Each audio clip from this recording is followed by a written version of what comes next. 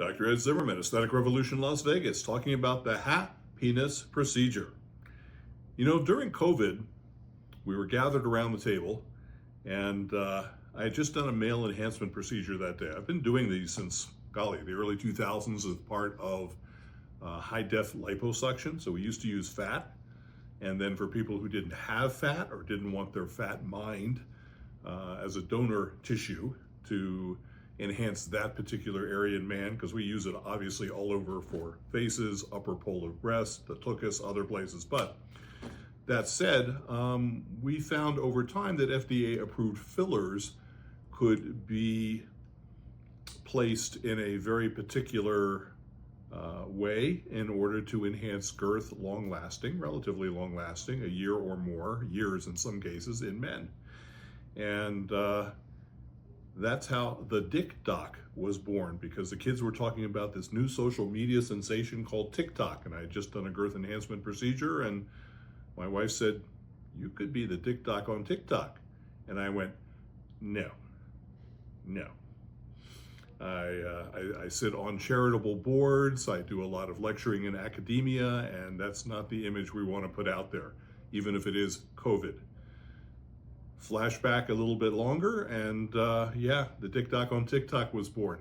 And with 5,300 square feet of space in a nationally accredited surgical facility, we're here in the OR right now, guess what gets the most attention?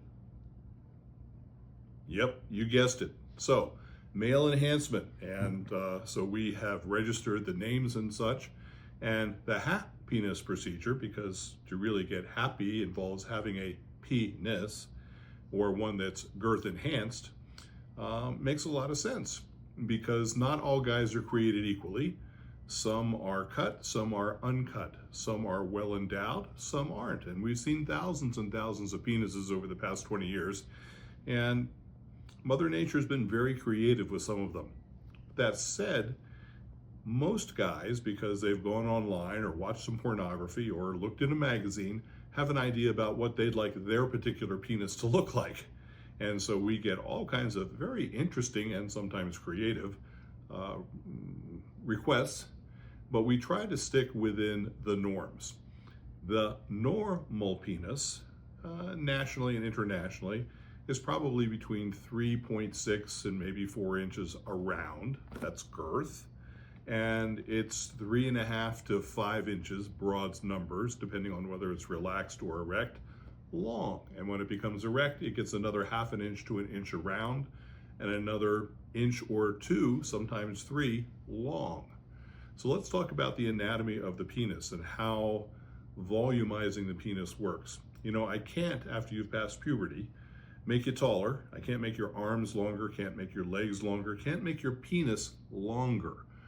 And if you look online, there's lots of things that are used to lengthen penises. There's weights, and there's stretcher bars, and there's vacuums, and there are all kinds of things, but they all have in common in that they're relatively temporary.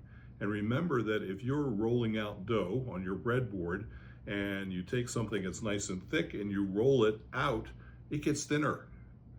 So bear that in mind when you're trying to make something longer, because if you're trying to use a penis to create HapPenis, that means you need to stimulate the nerves in the outer third of the vagina, and that involves girth. Not so much length, girth. Girth is where it's at. So anatomically, a penis from the outside in, there's some skin that slides up and down the shaft of the penis. It may or may not be attached to a foreskin. We'll get back to that. There's a little bit of subcutaneous fat depending on how old you are. And as we get older, Mother Nature takes away the subcutaneous fat around the shaft of the penis, and it tends to get thinner. Then there's a number of layers of sort of filmy tissue that link together, and they make a potential space between the underside of the skin and the thicker covering of the hydraulics. That thicker covering is a fibrous membrane that goes around, also goes up and down, 2 distinct layers there, the tunica, and then under that are the shafts of the corpora cavernosa and the corpora spongiosum. So the corpora cavernosa are 2 blood-filled shafts that cause the erection of the penis. They stretch from just in front of the rectum under the pubic bone all the way out towards the tip of the penis in most guys. And then there's a corpora spongiosum that goes from under the scrotum and comes all the way out towards the tip of the penis. And the tip of the penis actually is part and parcel with the corpora spongiosum. Now, inside that particular corpora, that blood-filled shaft, is the urethra, the tube that leads from the bladder out to the meatus, the opening on the tip of the glands. And around the base of the glands, that's called and at the base of the glands is the corona, that edge that you see there. But the tip of the penis, the glands, is actually part and parcel with the corpora spongiosum, as we talked about, and it is a vascular space. If you blindly inject fat or filler into that space, you could cause a vascular occlusion, which could risk sloughing tissue or actually causing a neurologic deficit. It also does not get as hard, does not get as filled as the corpora cavernosa across the top at roughly 10 o'clock and 2 o'clock. So the top two corpora are what makes the penis primarily long and gives it its erection. The corpora on the bottom doesn't get as hard, or you wouldn't be able to urinate or ejaculate when you had an erection, and it keeps you from pummeling whatever the tip of the penis runs into. So it's meant to be a little bit softer, and that's okay. They come in all different size ratios between the tip and the shaft. The sizes obviously vary depending on how engorged the corpora are at any given time, and that varies with what's going on in your life and what this head has to say to that head. Okay, so there's a little anatomy. We won't go further south at this point, but the shaft itself has that potential space between the wrapping of the hydraulics and the skin, and in that potential space there are many layers. And if you're going to put fat or filler in there, in those layers, you'd like to keep it in roughly the same layer. For people who don't keep those things in the same layers, well, that's where you see lumps and bumps and nodules and curious anatomic derivations thereof. So, you'd like to keep things relatively smooth. You'd like to keep the shaft within 30 degrees of angle, up or down or sideways. More than that tends to be inconvenient for having relations. And you'd like to keep the girth in a way that you have a nice contour from the base of the penis all the way out towards either where the foreskin connects or where the foreskin was connected. That circumcision scar, you'd like to blend the material out so you don't just get a shelf there like some people do. Okay, so the way we do injection is a secret, so we won't tell you that. As Elon would say, we'll tell you a lot, but we can't tell you everything. But we have a particular way of placing the material and then making sure the material stays where we want it over a period of time while it sets up. So there is a period of time where you won't use Godzilla because being involved in relations or masturbation can move the filler around before it becomes one with the area we want it to be and gives you that lovely, smooth, even girth that remains appropriate contour and appropriate sensation and appropriate how it feels. So it doesn't feel too soft, it doesn't feel too firm, and it doesn't have lots of lumps and bumps and things, and it's a nice anatomic and artistic contour from the base towards the tip. And when we do that, obviously we have a consultation in the office first, or occasionally we do a virtual discussion. And if somebody is interested, then we talk about the 3 different kinds of fillers, general categories that we have available now. So in general, we have the hyaluronic gels, and you may have heard about those clear water-based gels. They are something that lives between the cells of all living things, and typically we use them on label in lips and under eyes and places that move a lot. Because they're so jello-y and so springy, they don't have a lot of lift, so they don't necessarily add a lot of girth without using a lot of gel, and they're prohibitively expensive, at least in the United States, for the ones that are FDA approved. But we use them off label in a large enough amount that you can see a nice change for along the length of the penis. And it's interesting that it takes a grower, and when you fill up that potential space, he becomes more of a shower. He'll get larger still with an erection, but he's no longer able to accordion as much. And of course, the key is to keep him from accordioning while he's setting up in the special ways that we use. But we can put that hyaluronic gel, and we like to use one that's cross-linked, and the manufacturer says lasts about 2 years. The reality is clinically it lasts about a year. So it's going away from the minute I put it in, because your body is continuously breaking down and making its own hyaluronic gel.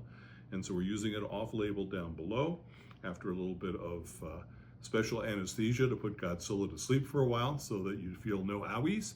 And we fill him up and you're on your way, but it's starting to go away a little bit at a time over the months until you get out to about a year, sometimes more or less depending on your rate of burning calories and such. And then you got to redo them. But it's nice because the hyaluronic gels are the most close to life. They're a synthetic version of a material that lives between the cells, like we said, of all living things. So it looks good. Your partner or partners are less likely to notice that you've changed because it looks so natural. And most people are going to look at you and say, you hit the genetic jackpot, or you had a good weekend, or both, and looks great. Let's put that thing to use. So, you know, that's an easy one to use, and it has very little headache. You don't have to worry about it once you put it in. It doesn't tend to lump or clump after it's set up.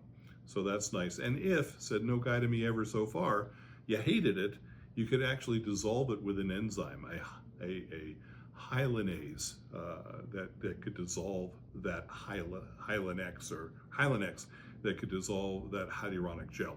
So that's kind of cool. The next category of filler we have is one that's like a liquid precursor of bone or tooth.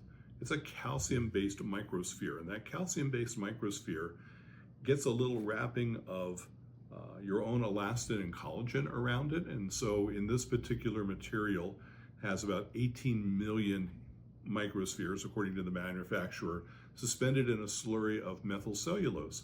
And when we formulate that and inject it sterilely in that potential space between the skin and the hydraulics, we're able to fill that space with a material that's a little more firm. The on-label use for this material is really for getting anterior projection of cheeks, filling in hollow peanut head temples. I use it along the jawline to structure the jawline and chisel the chin and things like that. I don't put it into lips in areas that move a lot, because those microspheres, if it moves a lot, can get clumped together, and then you can get little nodules that you can feel, or little irregularities, or you can get an asymmetry between one side and another because the two sides never move exactly the same. And penises are the same way. So when we use this material off-label below the belt, we have to make sure that we use it in the right guy. So if you're a basketball player with a long, skinny phallus, you may be a great candidate for this calcium-based microsphere filler biostimulator. But if you're a guy who's not as well endowed and you tend to accordion a lot, this may not be a good choice for you, because you're more likely to get lumps and bumps for a while, until after a year and a quarter, a year and a half, or maybe more in some guys, depending on your metabolic rate, the body absorbs all the calcium microspheres and the filler effect goes away, the girth effect goes away. So we have hyaluronic gels, calcium-based microspheres, and then there's a synthetic microsphere. This one's made out of polymethyl methacrylate. There's only one like it in the United States that's FDA approved. And we use that material of a polymethyl methacrylate microsphere, same size microsphere as a calcium-based one. And it's a very similar material to what's used to make artificial lenses for eyes after cataract surgery, or it's been used to hold in heart valves and glue things together and hip joints and things like that. So it's been used in the human body pretty safely as an inert substance for decades. And the material itself as a filler has been around since 2006. The advantage of it is that it sticks around for a long time. In the 5-year studies on the face, where it's FDA approved for effacement of the nasolabial fold, the smile line, or parenthesis as some people call it, there was about, it was over 80% continuation of aesthetic correction at 5 years, and over 70% at 10 years. So we know that this material doesn't tend to shift, doesn't tend to move around, doesn't tend to go away. I think the diminution of aesthetic effect is primarily because the patient aged and lost some of their own subcutaneous fat and muscle thickness and skin elasticity and things like that. So we know that it sticks around pretty long, and we've used it in the human body for almost 20 years now. So it's what's in my cheeks, by the way, for over 8 years. So I was being interviewed on TV, and I looked at the B-roll, and I had lost a lot of weight at that point and didn't like the way it looked, made me look old and unhappy, and I fixed it. And lo and behold, it's still around. So, you know, it's been a good filler for many, many, many of my patients and my family and my staff, used correctly for the right things. And so that long-lasting filler can be used in the potential space between the skin and the covering of the hydraulics in the right patient, and can give them years of increased girth. How much girth? Well, I can usually get, depending on the length of the phallus, between 1/2 inch and 1.5 inches of increased girth. But it's a moving target, because depending on how much the corpora cavernosa and corpora spongiosum are engorged, depends on what the initial girth of the penis is. So it is a moving target. But on average, that's what we think we're getting with guys after doing literally thousands of guys and looking at the before and after pictures. We take digital pictures and measurements at the beginning when they come in, and when we're done with the procedure, and then if they come back, sometimes it's a little less than half due. Some would like to get some more, or they have a new hobby or whatever. They didn't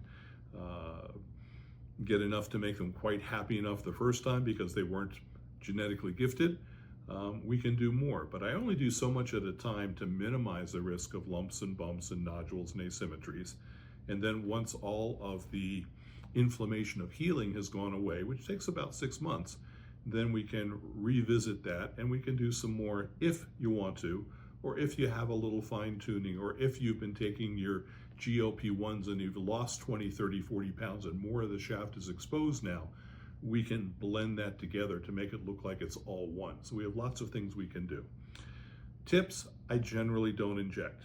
If I do inject, I inject with ultrasound, and I only inject the stuff I can make melt away, so only the hyaluronic gels, knowing that we have our filler crash cart immediately on hand if we were to notice any obstructions or vascular occlusions.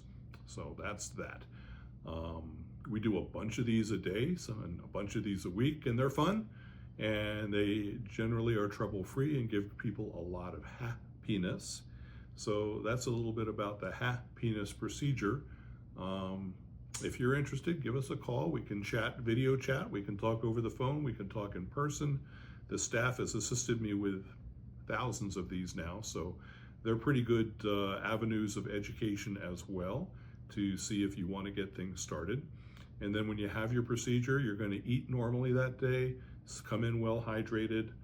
You don't need any anxiety medicine or pain medicine or anything like that. We've got super strong topical and injectable anesthetics, and the procedure is probably a lot easier than you would think it would be, and much more comfortable.